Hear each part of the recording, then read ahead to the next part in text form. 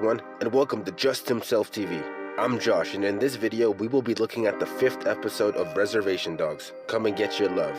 Let's get started. The episode begins in Oakland, Oklahoma, 1984, with a guy driving down the road and passes a hitchhiker. He turns around to pick them up, and it shows that the hitchhiker has hooves instead of feet. Creepy. This is witnessed by a young Big. It cuts to present day. Big is picking up Cheese for a ride along since Cheese wants to become a detective. On the drive, Big tells Cheese he named his cruiser Redbone 1 after the band, but he doesn't know them. He starts to sing Come and Get Your Love. Yeah.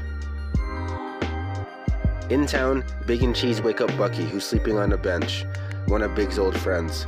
After an exchange, Bucky gets on his way, but tells Big to look out for his book on string theory because someone stole it.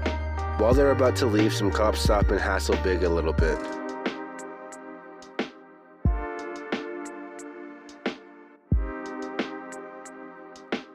Big then takes Cheese to the site where he found all the fish in the field and tells him his theory about Bigfoot, before noticing a rather large imprint in the grass. After a few rejected questions from Cheese, Big tells him about unexplainable things he's seen. In a flashback, young Big is drawing a picture of the deer lady, before his grandma asks him to go to the store. Along the way, he gets stomach pains. After buying his grandma's smokes, he goes to the bathroom, unknowingly passing the deer lady. Two guys come in to rob the store, all while Big is yelling for toilet paper from the bathroom. Just then, he sees Hooves come into the bathroom and hands him a roll of toilet paper before they leave.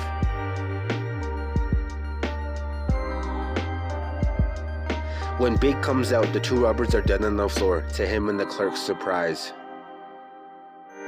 Big gets a call about copper sculptures around the village. While investigating them in the cruiser, the Indian Mafia drive by and Big pulls him over for a busted taillight.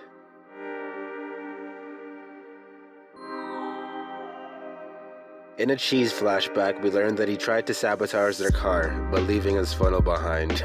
That's funny.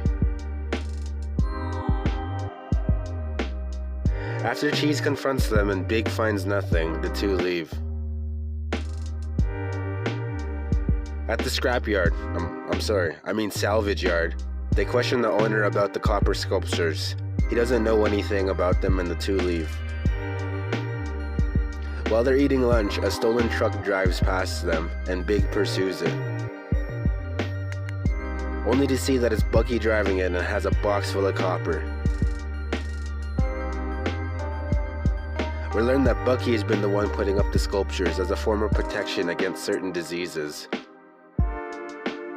After an understanding, Big lets Bucky go with a warning. While driving, Big decides to tell Cheese why he became a light horseman.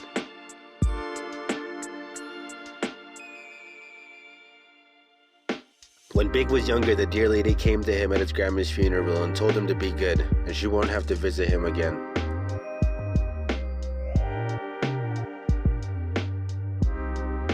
After Cheese plays with the radio a bit, he gets it working.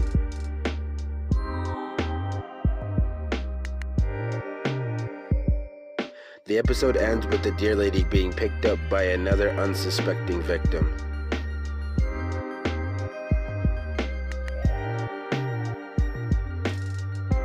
I really liked this episode. It kinda gave me a Training Day and Ride Along vibe. I liked all the driving around the community and getting an idea of what Big does. I also really liked learning all his backstory. It now shows us a reason why he's not as skeptical as others when it comes to things like the deer lady or Bigfoot. And I gotta say, every time the deer lady was on screen, it was so eerie and chilling.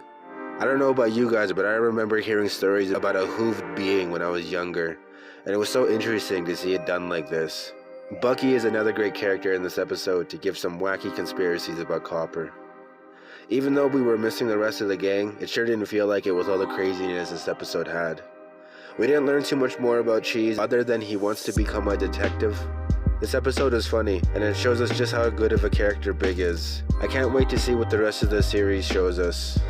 Now let's go through some details and Easter eggs I noticed in this episode. The man at the beginning is played by Kiowa Gordon, and he is singing Midnight Blur by Done Again. The Deer Lady is played by Ganatia Horn. I hope I said that right. Cheese is wearing a Death Row Record shirt, and it sounds like a rendition of Ice Cube's Check Yourself is playing throughout the episodes. Big's Cruiser is named Redbone 1 after the band, and the episode is titled after their song, Come and Get Your Love. It plays over the credits. Barking Water is a 2009 film directed by series creator Sterling Harjo, and the Monty Hellman-Warren Oates double feature is Two Lane Blacktop. I'm not too sure what this other poster is. Young Big is wearing a Knight Rider t-shirt, a 1982 series about a talking car named Kit, probably why Big named his cruiser. Red Deer cigarettes seems like a nod to Red Apple cigarettes, a fictional brand in Tarantino's movies.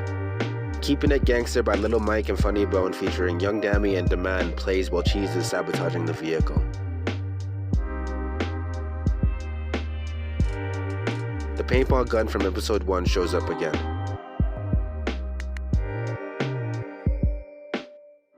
Kenny Boy, played by Kirk Fox, mentions Bloodsport 1988 and the song Kumite by Paul Herzog, and Ansel is played by Maddie Cardropel. Bucky, played by Wes Studi, says he walks the line like Johnny Cash. Cheese compares Big's reasoning for becoming a light horseman to Batman's origin. That is just some of the things I noticed while watching. If you notice more or just have something to say, comment down below. You like rap music? Check out my second YouTube channel and follow me on social media. Links will be in the description. I hope you enjoyed the video and don't forget to like and subscribe, and hope to see you in the next one. Before we go, I'll leave you with my favorite moment of the episode, and take care. Come and get your love. You don't know? I don't know. Oh, Jesus Christ, you should know it, boy. Part of your culture. An old snagging song. You ever snag? I don't even know what that is. Mom will teach you.